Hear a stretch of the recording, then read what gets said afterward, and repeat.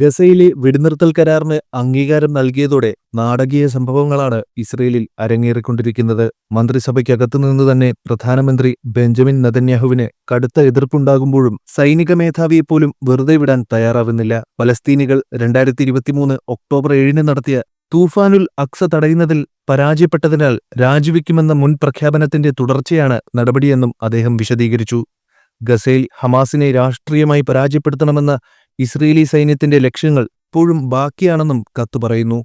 ഇസ്രയേലിന്റെ വടക്കൻ മേഖലകളിലേക്ക് കുടിയേറ്റക്കാരെ തിരികെ എത്തിക്കാനും ഇതുവരെ സാധിച്ചിട്ടില്ല.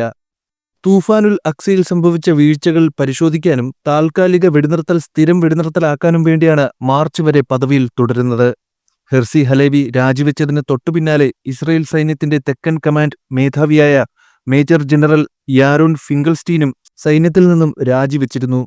ഹമാസ് ആക്രമണത്തിന് പിന്നാലെ ഇസ്രയേൽ ഗാസയ്ക്കെതിരെ യുദ്ധം പ്രഖ്യാപിച്ച് 15 മാസവും വെടിനിർത്തൽ പ്രഖ്യാപിച്ച് 2 ദിവസവും പിന്നിടുമ്പോഴാണ് സൈനിക മേധാവിയുടെ രാജി. വെടിനിർത്തലിന്റെ ആദ്യഘട്ടം പൂർത്തിയാകുന്നതിന് പിന്നാലെയാകും ഹലേവിയുടെ രാജിയെന്നാണ് റിപ്പോർട്ട്. ഗാസയിൽ വെടിനിർത്തൽ നിലവിൽ വന്നെങ്കിലും അധിനിവേശ വെസ്റ്റ് ബാങ്കിൽ ഇസ്രയേൽ ഇപ്പോഴും കടുത്ത ആക്രമണം തുടരുകയാണ്. ആക്രമണത്തെ തുടർന്ന് വെസ്റ്റ് ബാങ്കിലെ ജെനിൻ അഭയാർത്ഥി ക്യാമ്പിൽ 6 പലസ്തീനികൾ കൊല്ലപ്പെടുകയും 35 പേർക്ക് പരിക്കേൽക്കുകയും ചെയ്തു.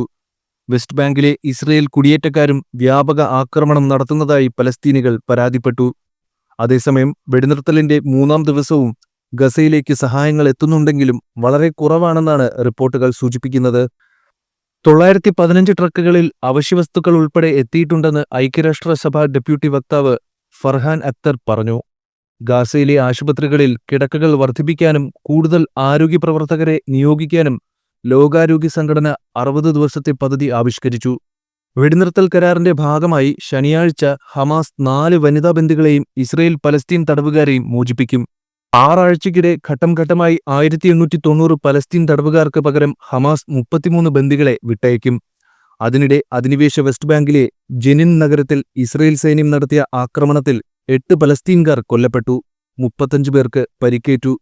ഹെലികോപ്റ്ററുകളുടെ സഹായത്തോടെയായിരുന്നു ആക്രമണം. ജെനിൻ നഗരത്തിലെ അഭയാർത്ഥി ക്യാമ്പ് കേന്ദ്രീകരിച്ചുള്ള പലസ്തീൻ സായുധ സംഘടനകളെ ലക്ഷ്യമിട്ട് ഏതാനും വർഷങ്ങളായി ഇസ്രയേൽ സൈന്യം ഇവിടെ ആക്രമണം നടത്തിവരികയാണ്. വെസ്റ്റ് ബാങ്കിൽ പലസ്തീൻ പ്രദേശങ്ങളിൽ ആക്രമണം നടത്തുന്ന ഇസ്രയേലി കുടിയേറ്റക്കാർക്കെതിരെയുള്ള ഉപരോധം പിൻവലിക്കുമെന്ന ട്രംപിന്റെ പ്രഖ്യാപനത്തിന് പിന്നാലെയാണ് ജെനിൻ നഗരത്തിൽ ആക്രമണം നടത്താൻ ഇസ്രയേൽ പ്രധാനമന്ത്രി ബെഞ്ചമിൻ നെതന്യാഹു ഉത്തരവിട്ടത്.